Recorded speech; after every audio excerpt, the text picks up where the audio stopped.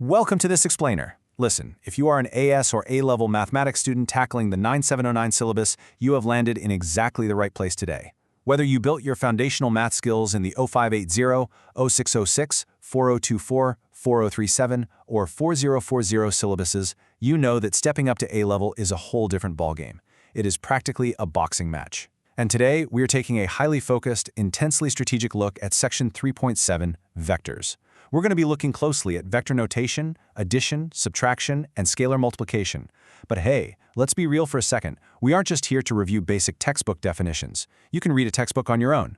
We are here to uncover exactly why this specific topic acts as the ultimate grade definer on your Cambridge exam papers. We're talking about the strategies that separate the champions from the rest. The core concept today: float like a concept, sting like evidence. Jab, cross, hook. Those are your answer combinations.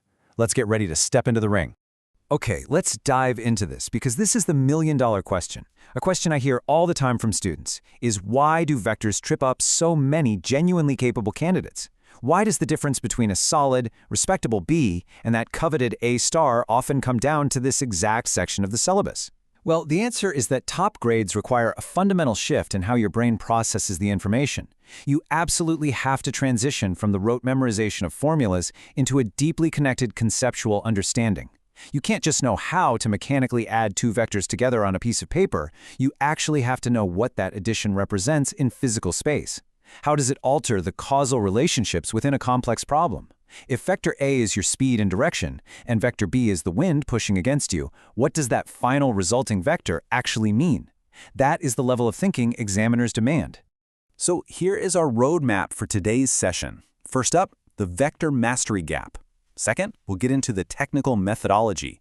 And third, we'll cover some crucial examiner warnings. Let's jump right into Section 1, the vector mastery gap.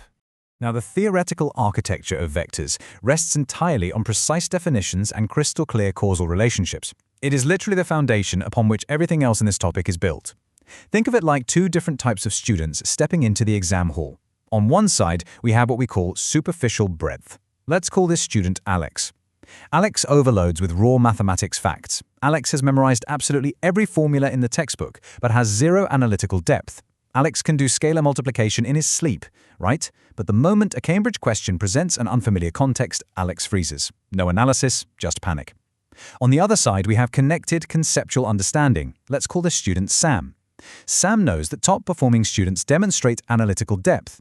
Sam doesn't just calculate blindly. Sam logically structures reasoning and applies it dynamically, regardless of how weirdly or strangely the exam question is phrased. You want to be a Sam.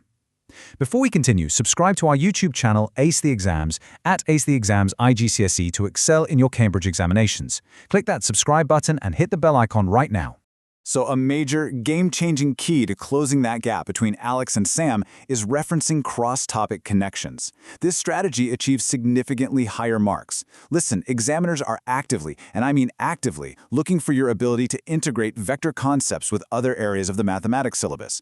Vectors don't just exist in a vacuum. If you can explicitly show that your understanding of vector addition ties into coordinate geometry or mechanics, you instantly elevate your response from a standard, boring calculation to a high-level academic demonstration. It proves to the examiner that your knowledge isn't siloed. It shows you see the big picture. Moving on to Section 2, Technical Methodology.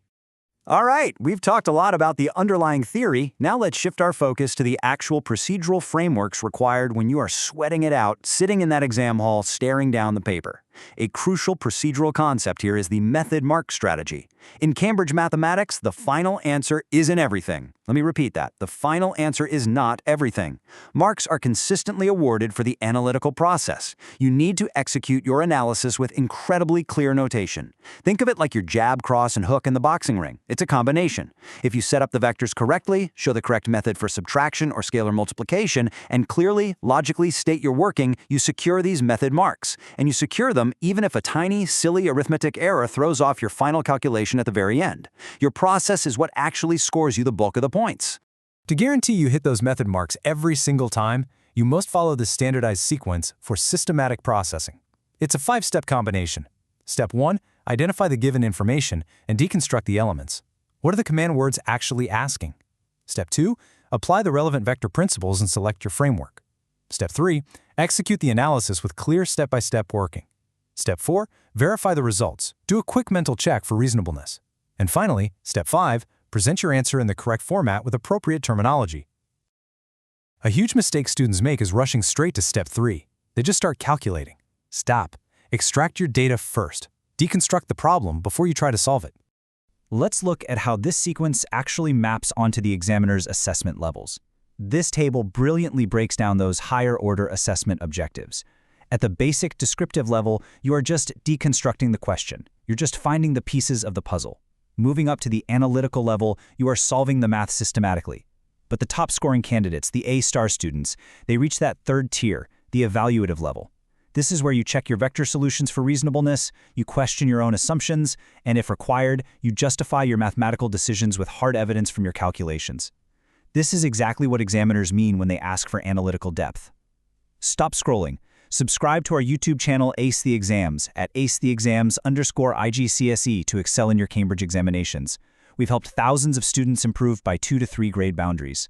Join them right now by subscribing to @acetheexams_IGCSE and turn on all notifications so you never miss our weekly exam strategy sessions.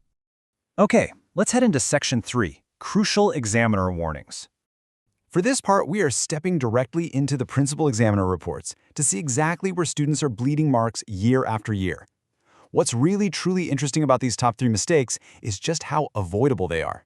First, candidates constantly confuse cause and effect within vector mechanics. They mix up the forces. Second, they completely forget format and presentation.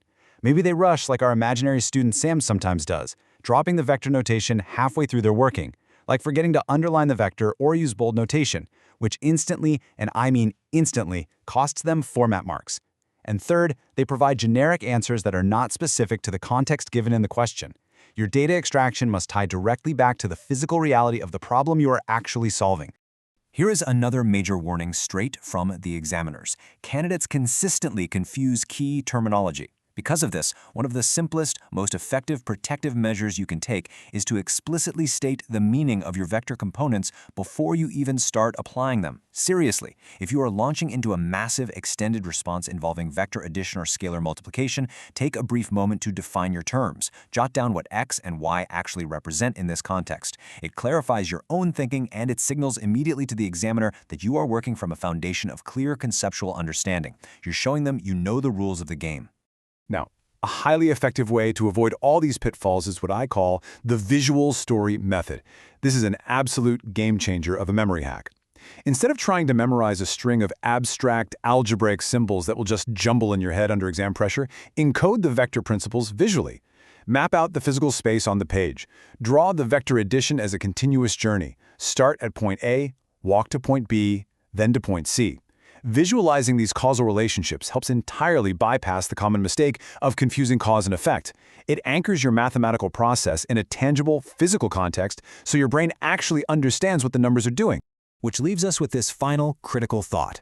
Are you going to continue relying on superficial memorization, just crossing your fingers and hoping the exam paper uses familiar phrasing? Or are you going to step up and apply the deconstruct, solve, evaluate framework we just covered to your very next past paper? If you prioritize method, embrace clear notation, and remember those crucial examiner warnings, you are well on your way to mastering Cambridge 9709 vectors. Students who implement these mathematics strategies see an average improvement of 2 grade boundaries, but only if they practice consistently with our weekly videos. Here's your final reminder.